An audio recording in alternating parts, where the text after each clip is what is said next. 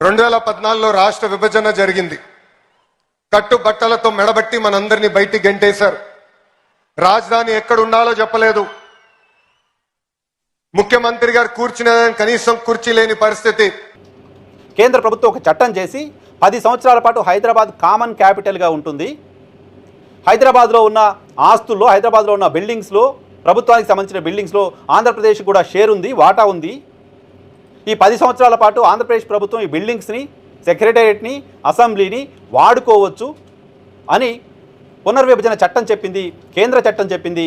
ఆ మేరకు ఆంధ్రప్రదేశ్ రాష్ట్ర ప్రభుత్వ పరిపాలన హైదరాబాద్ కేంద్రంగా ప్రారంభమైంది. నారా లోకేష్ గారు దీన్ని వదిలేసి కుర్చీ లేని, సెక్రటేరియట్ లేని, అసెంబ్లీ లేని ఆంధ్రప్రదేశ్ రాష్ట్రానికి ముఖ్యమంత్రి చంద్రబాబు నాయుడు గారు ఎందుకు వెళ్ళవలసి వచ్చిందో ఆలోచన చేయాలి కదా. ఎందుకు వెళ్ళవలసి వచ్చిందో, ఎందుకు కట్టుబట్టలతో అక్కడికి పోవాల్సిన పరిస్థితి వచ్చిందో మీరు చెప్పకపోయినా ఆ డయాస్ ముందున్న వాళ్ళందరికీ తెలుసు కదా.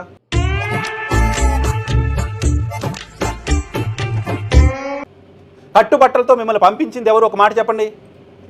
కట్టుబట్టలతో తెలంగాణ నుంచి, హైదరాబాద్ నుంచి తరిమేసింది ఎవరు, ఒక మాట చెప్పండి. హిపోక్రసీ కదా.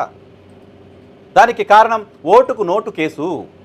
ఆ కేసు కారణంగా చంద్రబాబు నాయుడు గారు ఇక్కడ నుంచి హుటాహుటిన విజయవాడకి వెళ్ళిపోయి అక్కడ నుంచే నేను పరిపాలన చేస్తానంటూ వెళ్ళిపోయారు. చంద్రబాబు నాయుడు గారు ఇక్కడ నుంచి పారిపోయారు అనేది కదా ఇంప్రెషను. అలా పారిపోవడానికి కారణం ఏంటో ఆత్మవిమర్శ మీరు చేసుకోండి కదా.